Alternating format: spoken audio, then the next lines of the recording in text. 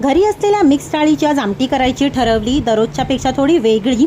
कुकरमध्ये करायची ठरवली. झटपट बनण्यासाठी मिक्स डाळ 15 ते 20 मिनटं पाण्यामध्ये धुवून भिजत ठेवली. कुकरमध्ये तेल घेतलेलं आहे, मोहरीची फोडणी दिली आहे आणि त्याच्यानंतर मी त्याच्यामध्ये कढीपत्ता घातला. कढीपत्ता घातल्यानंतर त्याच्यामध्ये घातलं थोडंसं जिरं.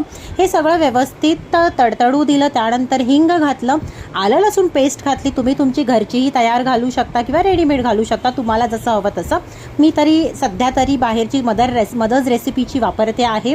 त्यानंतर टमॅटो घातला, मीठ घातलं आणि व्यवस्थित टमॅटो जो आहे तो शिजायला दिला. त्यानंतर आपलं मालवणी लाल तिखट घातलं, कश्मीरी लाल मसाला घातला कलर येण्यासाठी.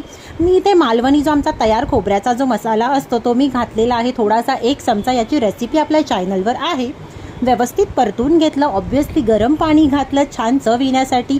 2 शिट्ट्या केल्या आणि आपली डाळ तयार आहे. तुम्हीही करून नक्की बघा, चवीला खूप छान लागते.